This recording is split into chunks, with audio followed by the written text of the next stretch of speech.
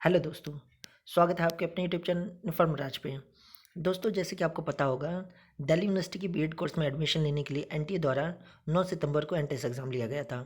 उस entrance exam में कितने मार्क्स स्कोर किए गए, उसके जो स्कोर है वो रिलीज़ कर दिए गए एनटीए द्वारा, और उम्मीद करता हूँ आप सबने अपने अपने स्कोर चेक कर लिए होंगे।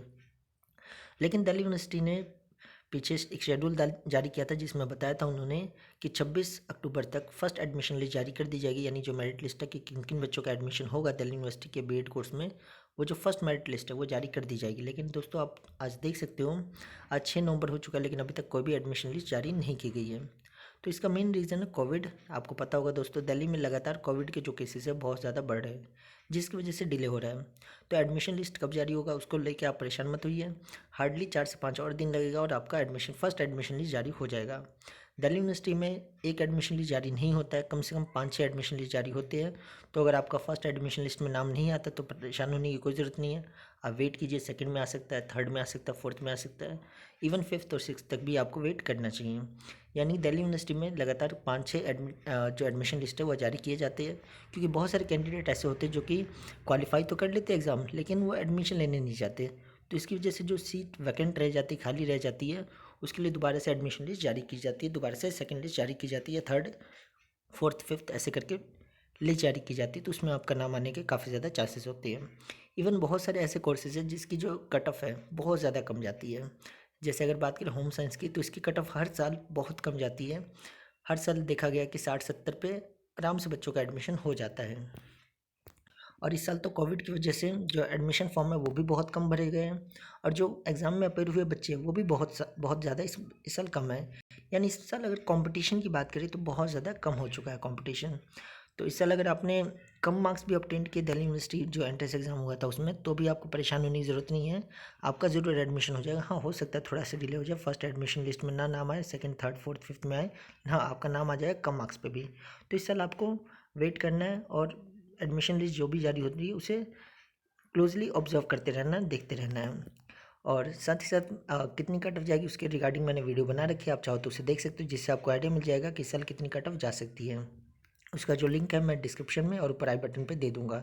इसके अलावा अगर अभी तक आपने अपना स्कोर कार्ड नहीं चेक किया है कि आपके दिल्ली यूनिवर्सिटी बीएड कोर्स में कितना स्कोर आपने ऑब्टेन किया था, तो उसके रिगार्डिंग मैंने वीडियो बना रखी है। उसका भी मैं लिंक डिस्क्रिप्शन और ऊपर आई बटन पे दे दूंगा, आप ज़रूर उसे भी देख लीजिए, ताकि आपको पता चल सके कि आपने कितना स्कोर ऑब्टेन किया है। तो दोस्तों, इस वीडियो में हम बात करने वाले हैं कि इस साल जो दिल्ली यूनिवर्सिटी में एडमिशन होगा, उस टाइम एडमिशन लेते टाइम आपको क्या क्या डॉक्यूमेंट चाहिए। यानी कि मान लीजिए आपका फर्स्ट एडमिशन लिस्ट में या सेकंड, थर्ड, किसी भी एडमिशन लिस्ट में अगर आपका नाम आ जाता है, तो उस केस में आपको उस पर्टिकुलर कॉलेज में क्या क्या डॉक्यूमेंट लेके जाना पड़ेगा ताकि आपका एडमिशन हो सके।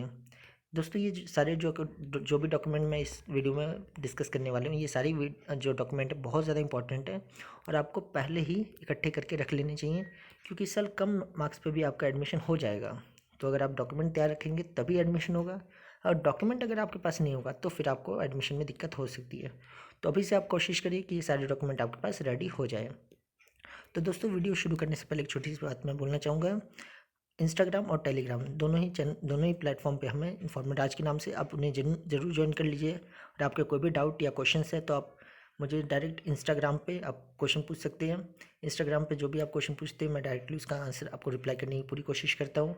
और इसके अलावा जो भी इन्फॉर्मेशन नोटिस जो भी आता है, मैं टेलीग्राम चैनल पर वो अपलोड कर देता हूँ। तो दोनों को आप ज़रूर ज्वाइन कर लीजिए, आपके लिए बेनिफिशियल रहेगा। दोनों का लिंक डिस्क्रिप्शन में दे रखा है, आप ज्वाइन कर सकते हैं। इसके अलावा आप सर्च भी करोगे इन्फॉर्मल राज तो आपको मिल जाएगा, उससे आप ज़रूर ज्वाइन कर लीजिए। तो चलिए दोस्तों, आज की वीडियो को शुरू करते हैं। तो दोस्तों, एडमिशन टाइम पे आपको क्या क्या डॉक्यूमेंट चाहिए इसकी लिस्ट ये रही। दोस्तों, जो भी डॉक्यूमेंट चाहिए तो आपको ओरिजिनल लेके जाना होता है, साथ ही साथ उसके फोटोकॉपी की 2 सेट लेके जाने होते हैं। दोनों सेट सेल्फ अटेस्टेड होने चाहिए। तो क्या क्या डॉक्यूमेंट चाहिए अगर उसकी बात करें, तो सबसे पहले आपको प्रिंट आउट चाहिए एडमिशन फॉर्म का शोइंग रिपोर्टिंग सेंटर। देखो, जब आपका किसी भी मेरिट लिस्ट में अगर आपका नाम आ जाता है तो तो आपके नाम के आगे उस कॉलेज का नाम लिखा रहता है कि इस कॉलेज में आपका एडमिशन होगा। उस पर्टिकुलर कॉलेज में आपको जाना होता है, और ये सारे डॉक्यूमेंट लेके जाने होते हैं। जो जैसे ही आपका नाम आ जाता है तो आप जब लॉगिन करते हो तो आपके पास एक एडमिशन फॉर्म निकल के आ जाता है, आप उसे डाउनलोड करते हो, और उसे डाउनलोड करने के बाद उसका प्रिंट आउट निकालने के बाद लेके जाना होता है। तो फर्स्ट वही है कि आपका एडमिशन फॉर्म आपको लेके जाना है, जो आप डाउनलोड करोगे मेरिट लिस्ट में नाम आने के बाद। सेकंड, आपको एडमिट कार्ड की फ़ोटोकॉपी, जो भी एडमिट कार्ड आपका था उसकी कॉपी लेके जानी पड़ेगी। एडमिट कार्ड लेके आपको जाना पड़ेगा। जब आपने एग्ज़ाम दिया था तो आपको याद होगा, आपका एडमिट कार्ड जो इशू हुआ था, जिसमें आपका सेंटर था, सब कुछ था, वो आपको ले जाना पड़ेगा। तो उसे ज़रूर संभाल के रखिए, काफ़ी ज़्यादा इंपॉर्टेंट डॉक्यूमेंट है वो। थर्ड, आपको 10th क्लास का सर्टिफिकेट, 10th क्लास की मार्कशीट, 12th क्लास की मार्कशीट और 12th क्लास का सर्टिफिकेट चाहिए। इसके अलावा आपको 10th-12th की मार्कशीट और सर्टिफिकेट के अलावा आपको 7th नंबर पे आपकी जो भी डिग्री है उसका प्रोविजनल सर्टिफिकेट लेके जाना पड़ेगा, या अगर आपके पास डिग्री है तो वो लेके जाना पड़ेगा आपका। यानी कि आपने जो भी ग्रेजुएशन या पोस्ट ग्रेजुएशन कर रखा है उसकी डिग्री या प्रोविजनल डिग्री ले जानी पड़ेगी। लेकिन इस साल क्या, कोविड की वजह से बहुत सारे कॉलेजेस ने, बहुत सारी यूनिवर्सिटी ने अभी तक अपना रिजल्ट डिक्लेयर नहीं किया, जिसकी वजह से बहुत सारे बच्चों के पास अभी तक प्रोविजनल डिग्री या प्रोविजनल सर्टिफिकेट जो भी है वो नहीं आया है। तो इसमें थोड़ी सी रिलैक्सेशन दी गई है। तो आपके पास प्रोविजनल सर्टिफिकेट होना चाहिए किसी भी क्वालिफाइंग डिग्री का, जो भी आपने बीकॉम बीए या जो भी कर रखा है उसका, या आपके पास अगर आपने पीजी कर रखा है तो वो होना चाहिए। दोस्तों, इस साल कोविड की वजह से जो बहुत सारे जो यूनिवर्सिटी जो एग्ज़ाम नहीं ले पाए, उसमें रिलैक्सेशन आपको, जैसे कि मैंने बताया, दी गई है। तो इसको लेकर आप घबराइए मत। अगर आपके पास नहीं भी है तो भी आपके पास आपको एक टाइम दिया जाएगा, उस टाइम ड्यूरेशन में आपको सबमिट कराना पड़ेगा। 8th नंबर पे आप देख सकते हैं करेक्टर सर्टिफिकेट चाहिए आपको, जो कि 6 मंथ से ज़्यादा पुराना ना हो।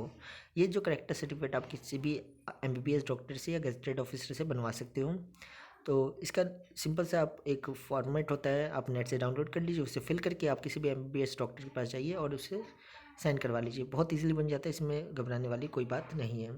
9th नंबर पे आप देख सकते हैं आपको एससी, एसटी या पीडब्ल्यूडी या जो भी कैटेगरी से आप बिलोंग करते हो उसका सर्टिफिकेट आपके पास होना चाहिए। और 10th नंबर पे अगर आप ओबीसी कैटेगरी से बिलोंग करते हैं तो आपके पास ओबीसी का सर्टिफिकेट होना चाहिए। दोस्तों, ओबीसी को लेकर के सबसे ज़्यादा दिक्कत होती है, क्योंकि ओबीसी का सर्टिफिकेट है उसमें बच्चे बहुत सारी गलतियाँ करते हैं।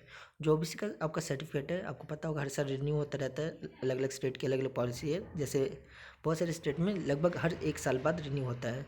तो आपका जो ओबीसी का सर्टिफिकेट है 31 मार्च 2020, इससे पहले का नहीं होना चाहिए, 31 मार्च 2020 के बाद का होना चाहिए। ये बात आपको ध्यान रखनी है। और एक और चीज़, जो बच्चे बहुत सा ज़्यादा क्वेश्चन पूछते हैं कि जो ओबीसी एससी एसटी का जो सर्टिफिकेट है वो दिल्ली का होना चाहिए या अदर स्टेट का भी चलेगा। तो दोस्तों, ओबीसी एसटी या एसटी किसी भी अगर आप कास्ट से बिलोंग करते हो तो उसका जो सर्टिफिकेट है किसी भी स्टेट का, उससे कोई मैटर नहीं करता, आपका बस सेंट्रल लेवल का होना चाहिए। और आप सेंट्रल लिस्ट के ओबीसी एससी एसटी जो भी है उस लिस्ट में आने चाहिए। तो स्टेट मैटर नहीं करता, आपके किसी भी स्टेट से अगर बिलोंग करते हो तो अपने स्टेट से बनवाया हुआ जो एससी एसटी या ओबीसी का जो सेंट्रल लेवल का जो सर्टिफिकेट आप प्रोड्यूस कर सकते हैं। उसके अलावा आपको मार्जिनल सर्टिफिकेट चाहिए रिक्वायर्ड फॉर दो student who had passed qualifying examination from outside Delhi university. और आपने अपनी जो ग्रेजुएशन है दिल्ली यूनिवर्सिटी से नहीं कर रखी, दिल्ली यूनिवर्सिटी के बाहर से कर रखी है, तो उस केस में आपको जो माइग्रेशन सर्टिफिकेट है उसकी ज़रूरत पड़ती है। 12th नंबर पे आपको 2 passport size self attested photocopy चाहिए, फ़ोटोग्राफ चाहिए, यानी कि आपको फ़ोटोकॉपी अपनी फ़ोटोग्राफ जो है वो लेके जानी पड़ेगी। तो दोस्तों, ये पूरी लिस्ट है, ये सारे डॉक्यूमेंट आपको लेके जाने पड़ते हैं एडमिशन टाइम पे, तभी आपका एडमिशन हो पाएगा। तो दोस्तों, आपके मार्क्स कितने भी है उस वो मैटर नहीं करता, लेकिन आपसे रिक्वेस्ट है ये सारे डॉक्यूमेंट आप ये तैयार कर लीजिए, ताकि आपको एडमिशन के टाइम पे कोई भी परेशानी ना हो। ये जो डॉक्यूमेंट की जो लिस्ट है मैं टेलीग्राम चैनल पर डाल दूँगा, आप वहाँ पे जाकर के एक बार चेक कर सकते हैं, आप खुद से भी रीड कर सकती हैं। तो दोस्तों, मैं वीडियो को क्लोज़ करने से पहले दोबारा से रिक्वेस्ट करना चाहूँगा, आप इंस्टाग्राम और टेलीग्राम दोनों को ज़रूर ज्वाइन कर लीजिए, आपके लिए बेनिफिशियल रहेगा। तो दोस्तों, अगर आपको वीडियो अच्छी लगी तो प्लीज़ लाइक कर दीजिए, और ऐसी इन्फॉर्मेटिव वीडियो के लिए आप हमारे चैनल को सब्सक्राइब कर सकते हो। थैंक यू दोस्तों।